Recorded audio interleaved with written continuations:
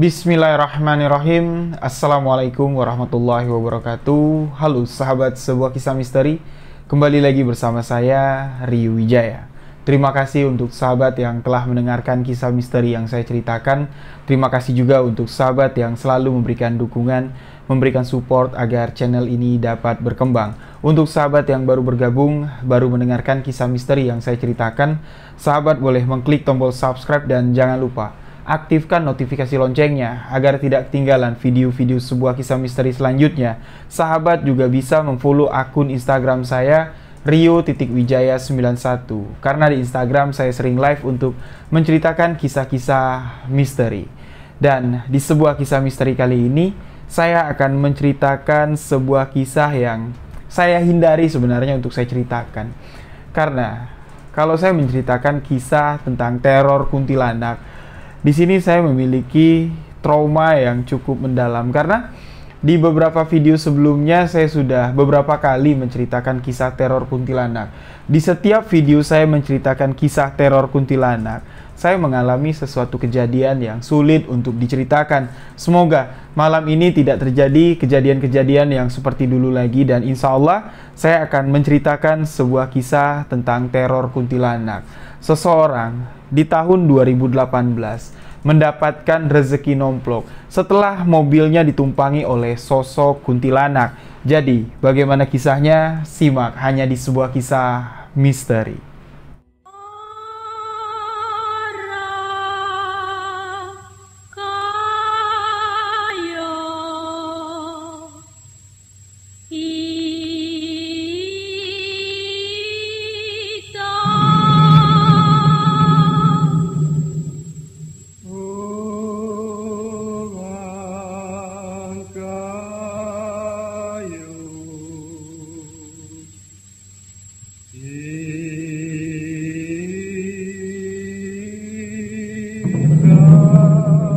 Kisah ini merupakan sebuah kisah misteri yang dibagikan oleh sahabat kita yang ada di Jambi. Yuda yang ada di Jambi membagikan kisah ini, yang mana beliau mengalami kisah ini terjadi di akhir tahun 2018 yang lalu, di mana di tahun itu Yuda berprofesi sebagai sopir taksi online.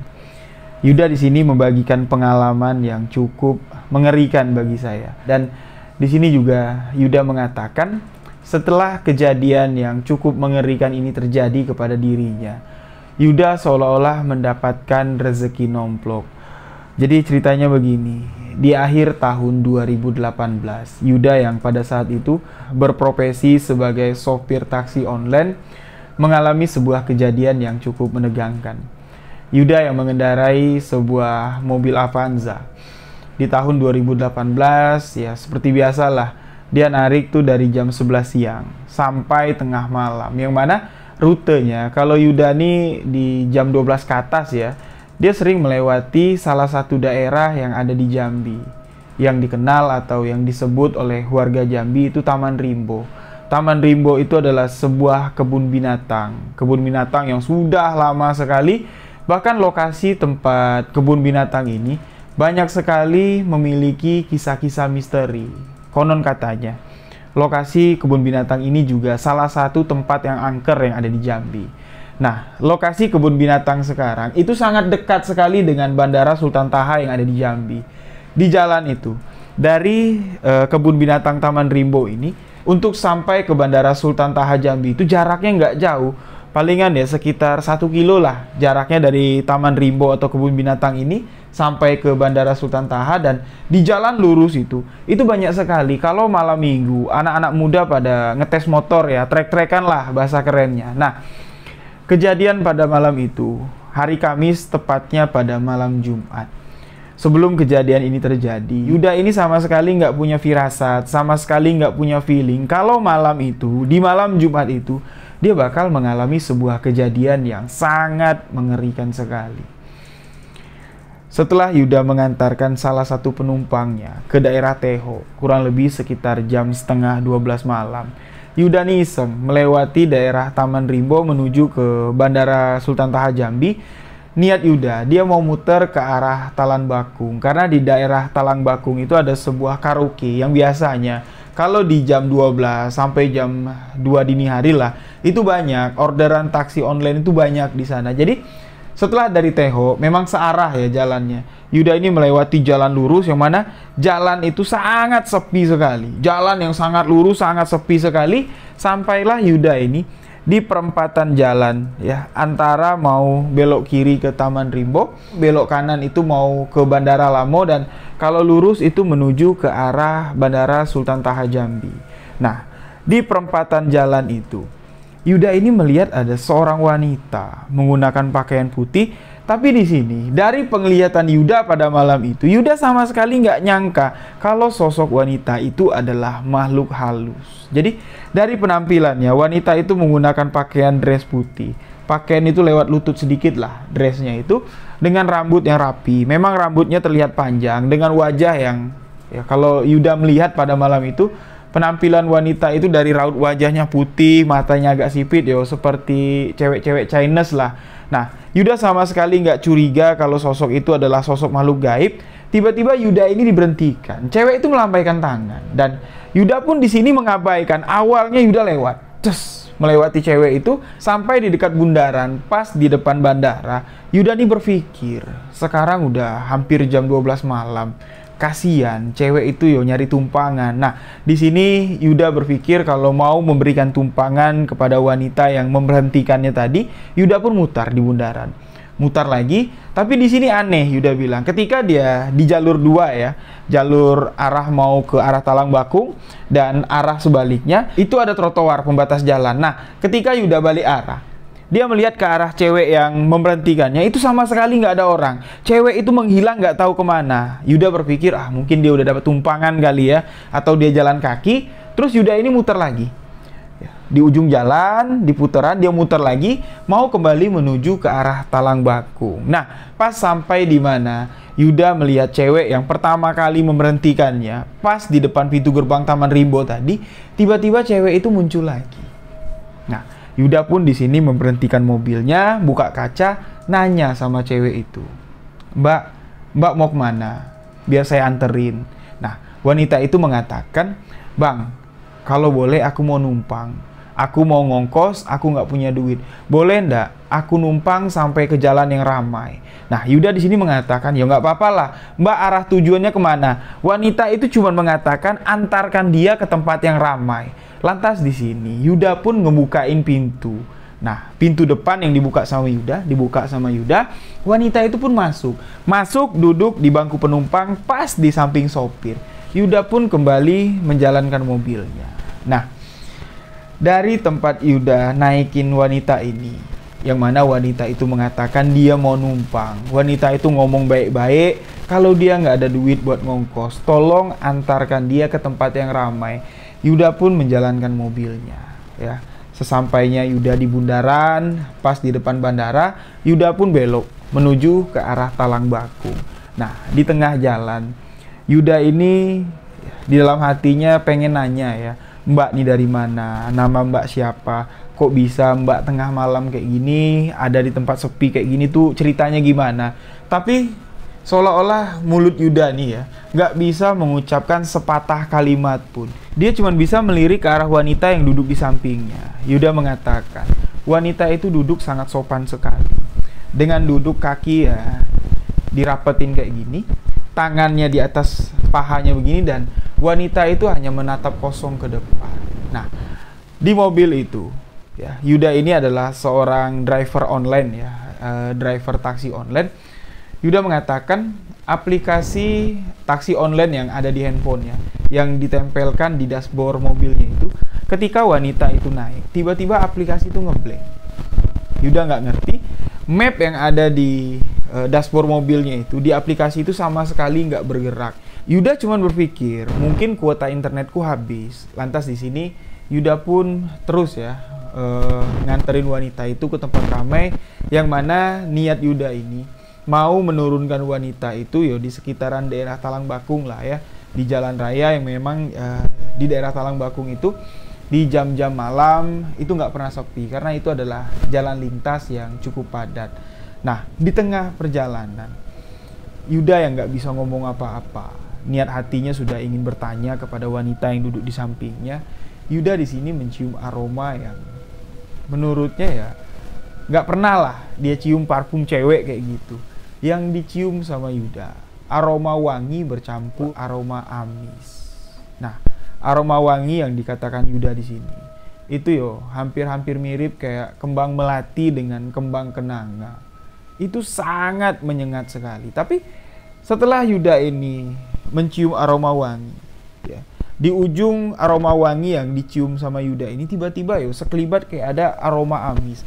Ketika aroma amis tercium di hidungnya Yuda, wanita yang duduk di sampingnya itu tiba-tiba menghilang.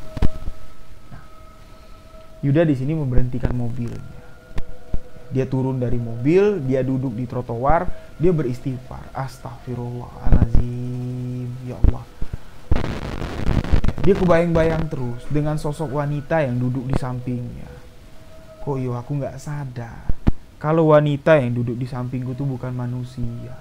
Nah, ketika Yuda sedang ngelamun, sedang antara percaya dengan enggak lah dengan apa yang dialami, sosok wanita yang tadinya duduk di samping Yuda, duduk di bangku penumpang di mobil itu di kursi depan, tiba-tiba duduk di samping Yuda.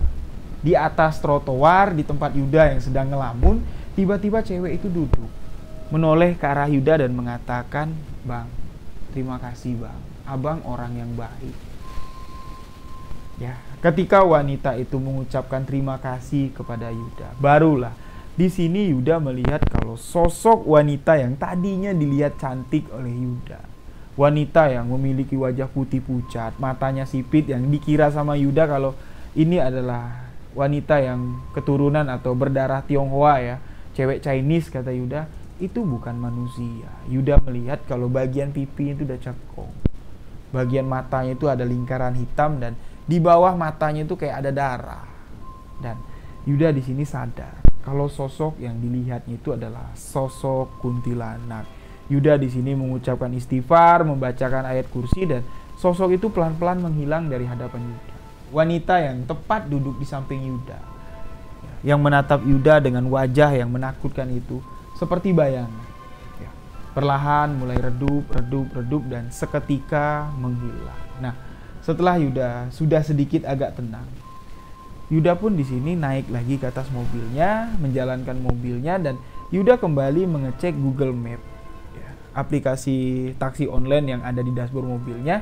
Dan ketika Yuda ngecek, aplikasi taksi online yang ada di dashboard mobil Yuda ini aktif kembali. Di Google Map itu titik Yuda sekarang ini terlihat, di situ petanya sudah jalan lagi, dan Yuda pun di sini melanjutkan perjalanannya untuk menuju ke daerah Talangbaku. Nah, di malam itu Yuda yang niatnya mau cari rezeki, mau narik mau cari penumpang, akhirnya sesampainya di daerah Talangbaku, Yuda pun memutuskan untuk pulang ke rumah karena firasatnya udah nggak enak. Dia sudah mengalami suatu kejadian yang sangat menakutkan sekali. Yuda pun lantas pulang ke rumah. Sesampainya di rumah, Yuda di sini menceritakan kejadian ini kepada istrinya. Kalau barusan mobilnya, taksi online-nya ini ditumpangi oleh sosok gaib yaitu kuntilanak. Awalnya di sini istri Yuda sama sekali nggak percaya. Kamu mabuk ya bang? Ngaco kamu bang? Beneran? Kalau aku nggak ngalami kejadian yang mengerikan lah, nggak mungkin lah aku ceritain ke kamu. Untuk apa juga aku nakut-nakutin kamu? Lantas di sini istrinya Yuda pun mencoba untuk menenangkan suaminya dengan mengatakan, ya udahlah bang, mungkin kamu kecapean. Besok-besok jangan sampai narik sampai tengah malam lagi. Dan Yuda pun di sini memang menganggap dirinya itu udah terlalu over lah untuk narik taksi online ini. Karena di tahun 2018 itu Yuda mengatakan taksi online sedang rame-ramenya di Jambi. Persaingan sangat ketat sekali. Kalau nggak gila-gilaan narik, takutnya mobil yang udah harus dibayar ya dengan cicilan cukup besar, Yuda ini nggak bisa ngumpulin duit. Ya, dari hasil tarikannya itu nggak bisa dapat duit lebih lah. Sedangkan Yuda ini memiliki 2 orang anak. Anak pertamanya itu sudah kelas 2 SD, membutuhkan biaya untuk sekolah, dan anak kedua Yuda masih minum susu formula. Jadi Yuda pun di sini gila-gilaan lah untuk narik taksi online-nya. Lalu keesokan harinya, ya, Yuda ini memiliki firasat nggak enak. Ya, kalau kejadian ini didiemin sama Yuda, ya, takutnya ada kejadian-kejadian selanjutnya lah. Yuda pun di sini berkonsultasi dengan uaknya, yang mana uaknya si Yuda ini adalah seorang kalau dibilang mengerti tentang hal gaib, ya mengerti. Tapi kalau dibilang praktisi, Yuda bilang enggak juga lah. Jadi dia konsultasi lah, datang ke rumah uaknya, menceritakan kejadian ini, dan uaknya Yuda pun dari cerita yang disampaikan oleh Yuda ini mendapat gambaran kalau itu memang sosok gaib, yaitu kuntilanak yang memang pada malam itu sengaja untuk menggoda Yuda. Untung saja kamu nggak ngapa-ngapain tuh cewek. Kalau sempat kamu berniat jahat sama cewek itu, ya mungkin kejadian buruk akan terjadi kepada kamu. Yuda di sini mengatakan, ya boro-boro wah, aku punya pikiran aneh.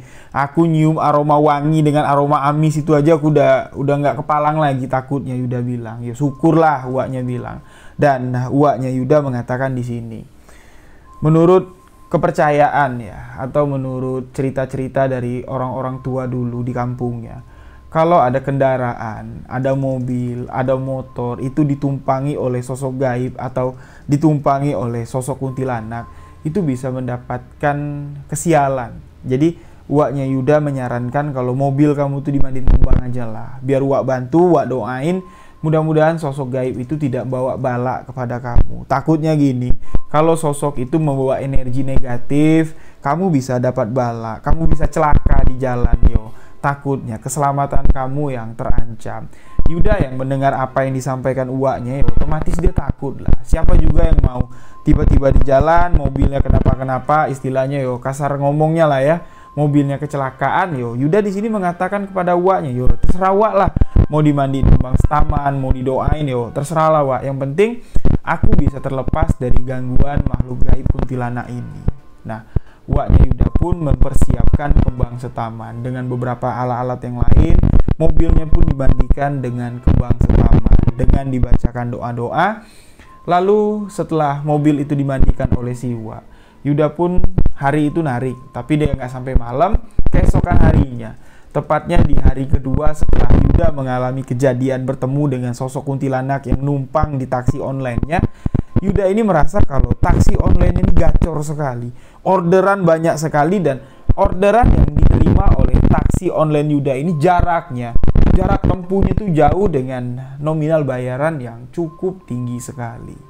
Nah, Yuda di sini menganggap awalnya ini hanya kebetulan, rezekinya saja pada hari itu memang baik, dan kejadian ini terus berlangsung. Yuda mengatakan hampir 1 bulan setiap hari Yuda ini nggak pernah lagi keluar tuh sampai tengah malam. Paling lama Yuda jam 11 malam sudah pulang ke rumah. Karena dari pagi, dari jam 11 siang dia keluar sampai di jam 11 malam itu tariknya kencang terus. Sampai Yuda bingung loh, kok bisa aplikasi taksi online ku ini gacor sekali. Yuda cuma menganggap ini rezeki anak istri.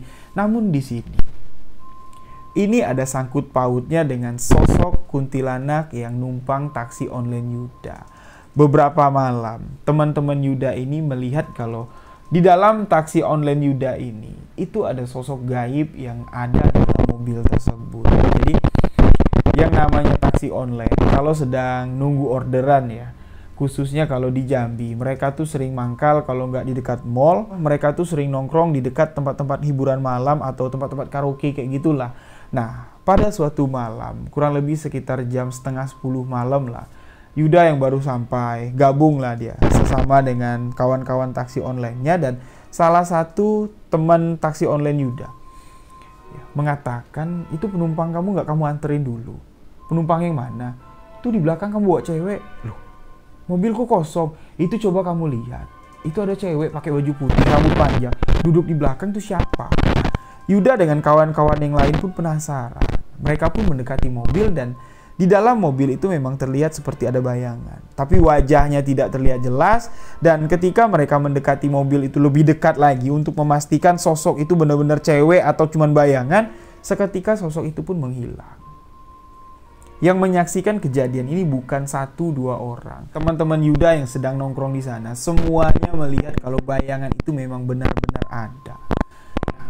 Yuda yang pada malam itu sudah merasa ketakutan, namun Yuda belum menceritakan kejadian kalau mobilnya ini ditumpangi oleh sosok kuntilanak. Yuda pun lekas berpamitan pulang. Yuda langsung pulang ke rumah. Sesampainya di rumah Yuda yang ada garasi mobilnya ya, yang mana setiap kalau Yuda pulang, garasi mobil itu lampunya belum dinyalain. Jadi Yuda ini masukin mobil pelan-pelan. Setelah mobil itu sampai pas masuk di dalam parkiran, Yuda pun turun dari mobil. Nah, Yuda mengatakan, di dalam garasi itu memang gelap sekali. Dia cuma mengandalkan lampu yang ada di bagian samping rumah. Jadi untuk sampai ke dalam garasi, lampu yang ada di samping rumah itu cuma ada biasan saja. Tidak terlalu terang ya, cuman cahaya sedikit lah masuk ke dalam garasi. Ketika Yuda menutup pintu, sebelum pintu itu tertutup rapat, Yuda melihat kalau di bangku belakang itu ada sosok wanita yang sedang duduk. Wanita yang sedang duduk itu menatap Yuda dengan tersenyum. Nah, jadi bulu tengkuk Yuda sudah merinding. Dia langsung nutup mobil, dia langsung masuk ke dalam rumah. Dia menceritakan kejadian ini kepada istrinya. "Dek, kamu mau nggak nemenin abang?" "Kemana bang?" "Kita ngintip yuk. Tadi waktu abang nongkrong sama teman-teman abang di tempat Grab," dia bilang, "teman-teman abang masa bilang di mobil kita di bangku belakang tuh ada cewek duduk. Padahal abang datang ke sana sendirian. Nah, sekarang abang ngajak aku kemana? Tadi sebelum abang nutup pintu, sebelum abang masuk rumah, abang ngeliat deh, memang ada cewek duduk di bangku belakang. Sebelum abang nutup pintu, cewek itu natap abang dengan tersenyum." "Ah, enggak abang," kata istrinya Yuda. "Ngapain diliatin? Enggak aku enggak mau." Nah, Yuda di sini maksa istrinya, "Ayolah, abang penasaran. Bener nggak yang abang lihat tadi?" Nah, istri Yuda ya penasaran juga ya dengan cerita suaminya. Bener nggak nih ada kuntilanak di mobil mereka? Dan Yuda dengan istrinya pun membawa sebuah senter. Melihat ke dalam mobil dari kaca belakang. Ternyata di dalam itu nggak ada apa-apa. Sama sekali tidak ada bayangan apa-apa. Sama sekali tidak ada sosok apa-apa. Ketegangan yang terjadi di rumah Yuda pun seketika pecah. Mereka tidak menemukan apa-apa. Di sini istri Yuda menganggap kalau suaminya ini cuma kebawa perasaan. Masih kebayang kejadian kemarin, ditambah lagi cerita dari teman-temannya. Dan istrinya Yuda pun bertanya, "Bang, kamu ceritain nggak sama teman-teman kamu kalau kamu kemarin pernah naikin kuntilanak?" "Enggak, sama sekali nggak aku ceritain. Yang aku ceritain kejadian ini cuma kamu sama si Uwa." "Lah, kalau memang kamu nggak cerita sama teman-teman kamu, terus mereka tahu dari mana ya bang?" Nah, itulah yang Yuda bingung. Kok bisa teman-temanku nggak aku ceritain kalau aku punya kejadian kemarin ya, naikin si penumpang kuntilanak ini? Kok bisa pas aku nongkrong di tongkrongan Grabku, mereka bisa melihat ada sosok gaib di dalam mobilku. Nah, dengan rasa takut lah, Yuda ini memiliki beberapa opini. Pertama, Yuda menganggap kejadian misteri ini ada sangkut pautnya dengan si Uwa. Karena Uwa ini kan memandikan mobil Yuda dengan kembang 7 rupa. Yuda menganggap setelah malam kemarin aku naikin penumpang kuntilanak, keesokan paginya mobilku dimandiin dengan kembang 7 rupa. Jangan-jangan si kuntilanak ini seneng. Gara-gara mobil ini ada aroma kembang 7 rupa, jadi dia netaplah di mobilku. Dan opini kedua, bahwa sosok kuntilanak itu memang tidak bisa diusir dari mobilnya. Percuma kemarin dimandiin sama si Uwa, kuntilanak itu nggak bisa pergi juga. Dan keesokan paginya, pagi-pagi setelah Yuda mengantar anak pertamanya pergi ke sekolah, Yuda bersama istri pun mendatangi rumah si Uwa, menceritakan kejadian ini. Dan Uwa mengatakan, "Ini bukan salahku. Aku sudah mencoba untuk menetralisir energi gaib, energi dari sosok kuntilanak itu dari mobil kamu. Tapi mendengar cerita yang kamu sampaikan, sepertinya kuntilanak itu tidak mau pergi." Dan Uwa di sini menganggap kalau rezeki kamu itu ada sangkut pautnya dari kuntilanak yang datang, kuntilanak yang bawa rezeki ke mobil kamu. Yuda di sini sama sekali nggak sepaham dengan si Uwa. Yuda mengatakan, "Aku cari duit tuh yo dengan bismillah, Uwa. Rezeki yang aku minta tuh rezeki yang diberikan oleh Allah. Nggak ada sangkut pautnya aku minta sama kuntilanak. Dan uaknya si Yuda pun membantah apa yang dikatakan Yuda. Bukan itu maksudku. Bukan kuntilanak itu yang ngasih kamu rezeki. Rezeki kamu itu datang dari Allah. Tapi dengan adanya sosok gaib di dalam mobil kamu, rezeki kamu tuh jadi lancar. Memang di dalam beberapa mitos mengatakan kalau kuntilanak ini bisa membawa rezeki ketika seseorang sudah diganggu, apalagi orang itu tengah bekerja ya, itu bisa mendatangkan rezeki, bisa bawa hoki lah, kasar ngomongnya kayak gitu. Lantas di sini uaknya Yuda pun mengatakan, kalau kamu mau tahu asal usul dari si kuntilanak itu kenapa tidak bisa pergi dari mobil kamu, nanti malam kamu datang ke sini. Karena Yuda datang ke sana kan pagi, dan malam hari pun Yuda datang. Sesampainya Yuda di rumah si Uak, Yuda melihat kalau Uak ini sedang duduk bersama seseorang. Teman dari si Uak ini merupakan seorang mediator, seseorang yang biasa kesurupan ya, yang mana raganya bisa dipinjam untuk melakukan mediumisasi dengan makhluk gaib. Dan Yuda pada malam itu bersama si Uak dengan sang mediator, mereka melakukan mediumisasi untuk berkomunikasi dengan sosok kuntilanak yang ada di dalam mobil si Yuda. Setelah beberapa ritual dilakukan oleh Siwa, mediator ini pun mulai hilang kesadaran. Sosok kuntilanak itu masuk ke dalam raga si mediator, namun sosok kuntilanak yang masuk ke dalam raga mediator ini tidak dapat diajak berkomunikasi. Ketika mediator sudah mulai kesurupan, Uak Yuda mengatakan, kuntilanak yang ada di dalam mobil kamu sudah masuk ke dalam raga mediator ini. Apa yang mau kamu tanyakan? Nah, Yuda mengatakan, terserah Uak lah. Uak mau nanya apa, Uak tanyalah. Uaknya Yuda pun mulai bertanya. Kamu ini siapa? Kamu dari mana? Dan kenapa kamu mengganggu anak keponakanku? Sosok kuntilanak itu cuma menjawab pertanyaan dari Uaknya si Yuda dengan ketawa dan menangis. Suara lengkingan ketawa yang membuat bulu tengkuk Yuda merinding. Dan ketika sosok kuntilanak itu menangis, seketika Yuda ini merasa kalau darahnya itu turun semua. Dia merasa dingin sekali. Jantungnya berdetak sangat kencang sekali. Seolah-olah tangisan dari kuntilanak itu memiliki makna yang sangat dalam sekali. Uaknya Yuda bertanya, kamu ini siapa? Sosok itu ketawa. Kamu dari mana? Sosok itu ketawa. Dan ketika si Uak bertanya, kenapa kamu mengganggu anak keponakanku? Sosok kuntilanak itu menangis. Dan Yuda pun di sini mengatakan kepada si Uak, ya udahlah Uak, kasihan sama mediatornya. Kalau memang sosok kuntilanak ini tidak bisa diajak berkomunikasi, coba Uak sampaikan dengan batin Uak kepada sosok kuntilanak yang sedang ada di dalam tubuh mediator ini. Tolong katakan kepada sosok kuntilanak itu, jangan lagi ganggu aku takut. Kalau sosok kuntilanak itu mau tempat, ayo Wak, kita pindahin dia dari mobilku. Tapi jangan ganggu aku. Nah, sebelum Yuda ini menyudahi aksi sang mediator yang kesurupan ini, mediator itu berdiri. Berjalan menuju ke suatu tempat dari rumahnya si Wak, yaitu menuju ke dapur. Di dapur Wak ini, itu ada belanga ya. Belanga itu kendi atau seperti bulatan lah ya.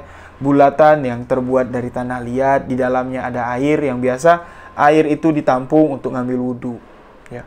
Air itu ditampung untuk persiapan air minum lah biasanya. Dan sosok kuntilanak yang merasuki tubuh mediator ini menuju ke belanga tersebut dan mencelupkan ya, apa sih bahasanya, kepalanya itu dimasukkan ke dalam belanga dan sosok kuntilanak itu pun tiba-tiba pergi. Mediator itu pun sadar. Dengan wajah yang basah, dengan rambut yang basah, dituntunlah mediator itu ke ruang tamu, ke tempat di mana mereka memulai aksi mediumisasi. Dan mediator ini ditanya sama uaknya si Yuda, sebelum sosok kuntilanak itu datang, kamu sempat ngeliat nggak wujud dari kuntilanak itu? Yang biasanya setiap mediumisasi, orang yang menjadi mediator ini dapat melihat sosok yang masuk ke dalam raganya itu, dia dapat melihat. Dan ketika sang mediator ditanya sama Siwa, sosok apa yang kamu lihat? Mediator ini mengatakan kalau dia melihat seorang wanita yang sangat menyedihkan sekali. Bagian wajahnya itu seperti yang dikatakan Yuda tadi lah. Pipinya itu udah cekung. Bagian matanya itu ada lingkaran hitam dan seperti meneteskan air mata darah. Yuda mengatakan, ya itulah sosok yang aku lihat. Sosok yang menumpang di taksi onlineku. Nah, dengan kejadian ini, beberapa syariat pun dilakukan ya. Mulai dari mendatangkan salah satu ahli ruqyah yang ada di Jambi untuk istilahnya ya, untuk membersihkan atau menetralisir tubuh Yuda inilah. Mana tahu sosok kuntilanak ini nempel di tubuhnya Yuda, jadi kemanapun Yuda pergi, sosok kuntilanak itu nempel, Yuda diruqyah. Tapi setelah Yuda diruqyah, ini sama sekali nggak ada kaitannya lah ya, sama sekali nggak ada reaksinya lah. Sosok kuntilanak itu terus menetap di mobilnya si Yuda. Nah, karena berbulan-bulan kejadian ini dialami oleh Yuda, Yuda pun merasa biasa.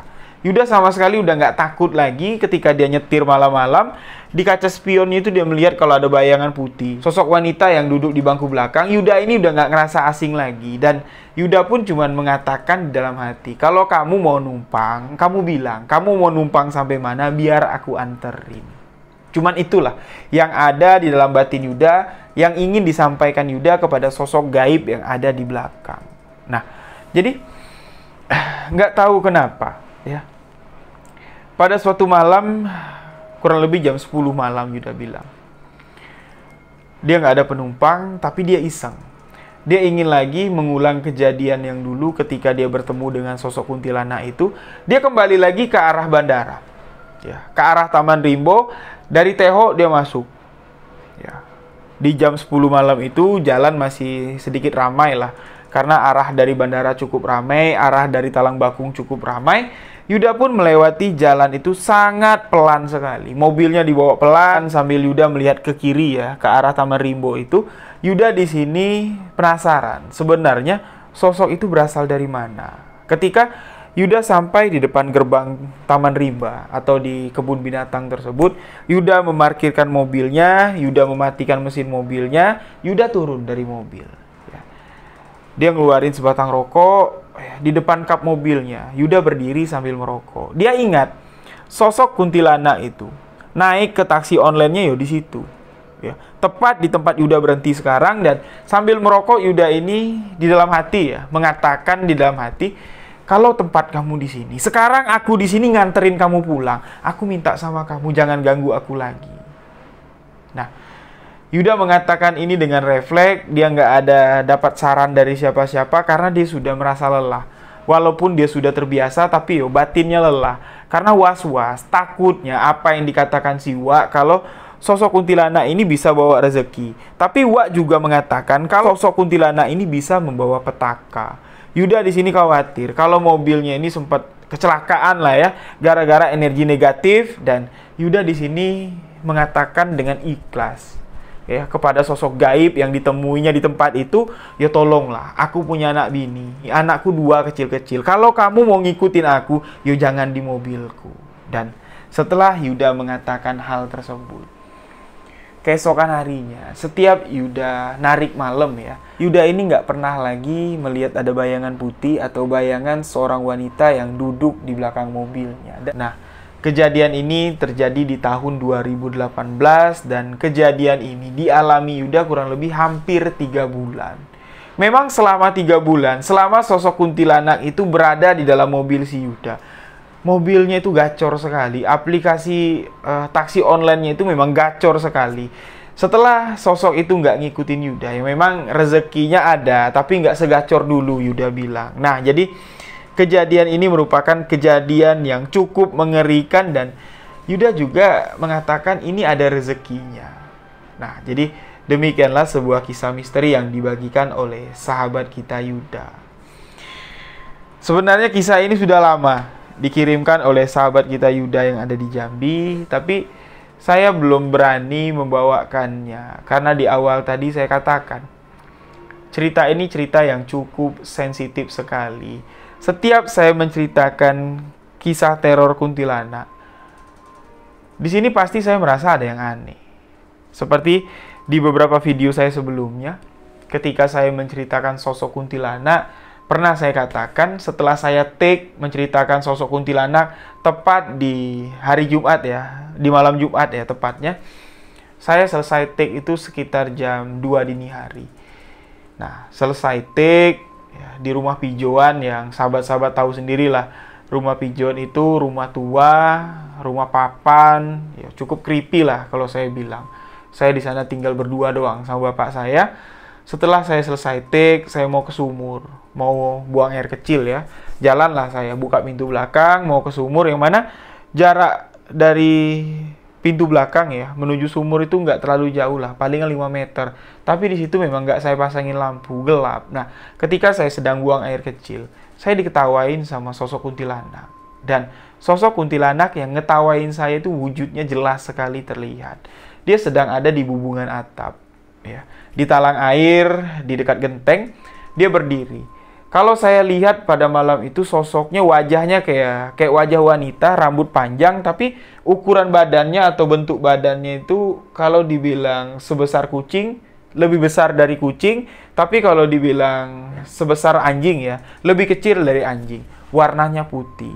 Nah, ketika dia ngetawain saya dengan suara khasnya, ya, saya menoleh ke belakang kayak gini, saya sadar kalau itu adalah setan, itu adalah kuntilanak. Saya pun membaca serapo. Ya, di Jambi itu ada serapo kuntilanak yang mungkin di next video lah akan saya ceritakan gimana caranya kalau orang Jambi itu memiliki kepercayaan ya.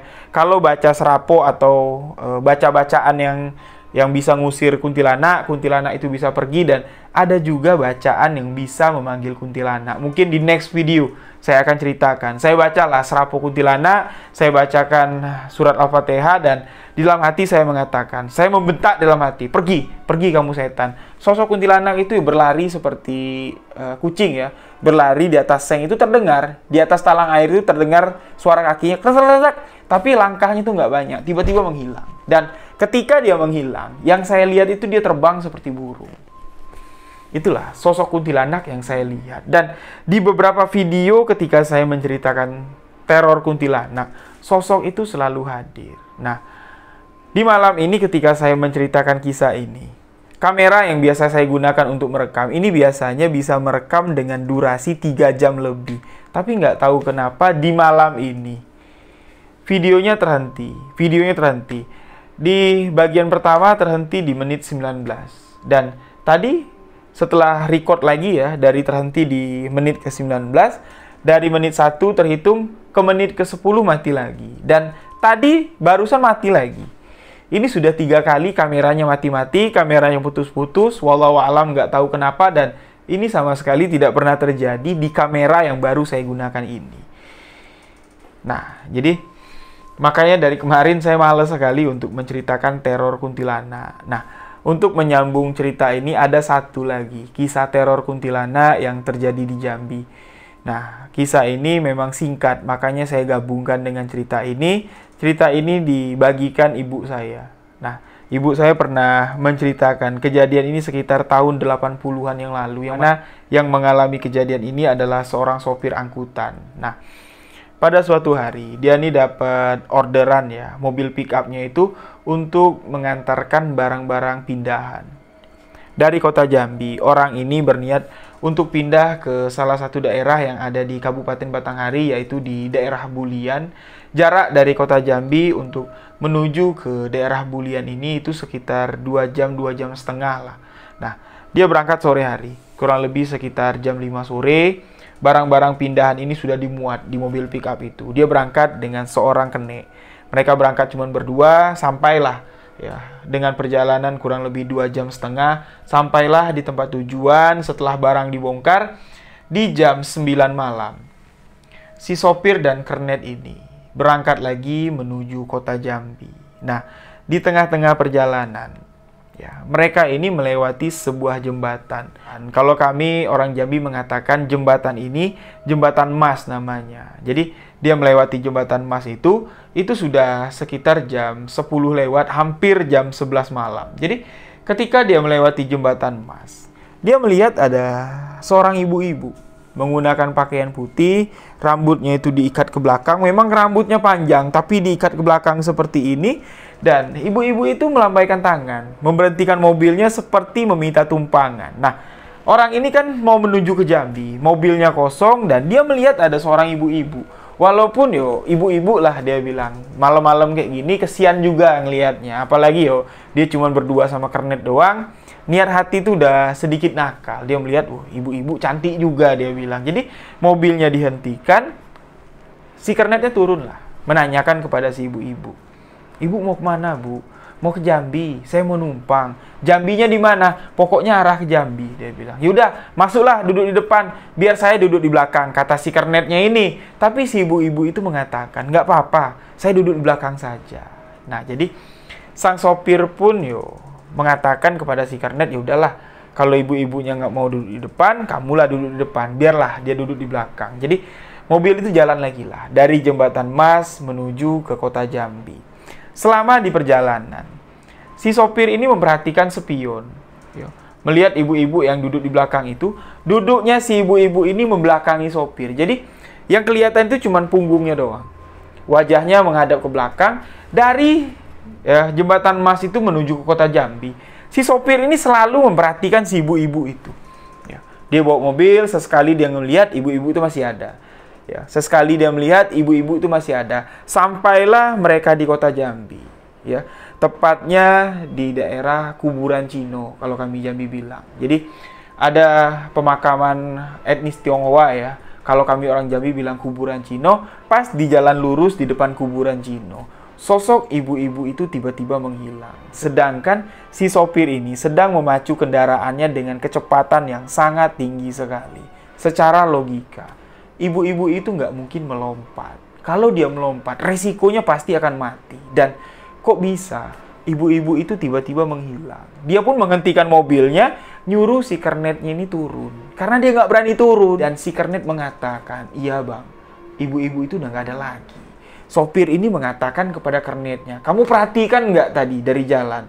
Ada nggak ngelihat ibu-ibu itu turun? Nggak mungkin lah bang, ibu-ibu itu turun. Kita aja terakhir berhenti di Jembatan Mas ketika naikin si ibu-ibu, sampai di sinilah baru kita berhenti. Nah, jadi setelah mereka sadar, kalau ibu-ibu itu bukan manusia, sopir ini langsung menancap kendaraannya dengan kecepatan tinggi. Dia mengatakan kepada mak saya mengatakan kepada ibu saya, mungkin kalau ajal dia malam itu mungkin kalau mobil itu kepleset dikit aja, selip dikit aja, mungkin matilah resikonya.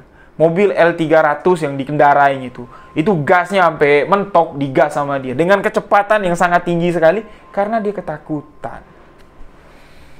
Jadi setelah dia sampai ke rumah, dia menceritakan kejadian ini. Orang-orang yang mendengar kejadian ini sama sekali nggak percaya. Dia mengatakan, bohong, nggak mungkin lah kamu ngalami hal seperti itu. Nah, orang-orang yang nggak percaya dengan apa yang dikatakan ini, semuanya terdiam dengan sebuah pembuktian. Yang mana sebelum dia berangkat ke Bulian, memang sudah lama dia menjajakan mobil ini mau dijual. Satu hari setelah dia mengalami kejadian mobilnya ditumpangi oleh sosok kuntilanak, mobilnya itu ditawar dengan harga yang sangat fantastis sekali. Yang mana harga jualnya itu di atas harga pasaran mobil yang dijualnya ini. Dan kejadian inilah, ketika mobil itu terjual lah, orang-orang yang tidak percaya dengan kejadian kuntilanak ini percaya bahwa kuntilanak ini bisa mendatangkan rezeki. Kalau nggak sengaja kita bertemu atau diganggu oleh sosok kuntilanak tersebut. Jadi sopir yang mengalami kejadian ini merupakan teman kecil dari ibu saya. Bahkan sampai ibu saya sudah menikah di tahun 80-an itu, di tahun 84 ibu saya sudah punya anak satu. Itu ibu saya masih sering lah ketemu karena rumahnya nggak terlalu jauh. Dia menceritakan kejadian ini. Memang ceritanya sangat singkat sekali, makanya saya gabungkan dengan kisah yang saya bawakan. Kisah yang dibagikan oleh sahabat kita Yuda ini. Nah, jadi demikianlah sebuah kisah misteri kali ini. Mohon maaf jika ada salah-salah ucap, salah kata dalam penyampaian kisah ini. Untuk sahabat yang memiliki kisah misteri, pengalaman mistis, sahabat bisa kirimkan ke alamat email sebuahkisahmisteri@gmail.com. Atau sahabat-sahabat memiliki pengalaman mistis, ingin berbagi langsung, menceritakan langsung sebagai narasumber, sahabat bisa DM ke Instagram saya atau menghubungi nomor yang sudah ada di Instagram saya. Sahabat-sahabat bisa menceritakannya langsung. Demikian sebuah kisah misteri kali ini. Lebih baik menceritakan sebuah kisah misteri daripada menyembunyikan fakta di balik sebuah realita. Saya Rio Wijaya mengucapkan wabillahi taufik walhidayah. Wassalamualaikum warahmatullahi wabarakatuh. Salam sebuah kisah misteri.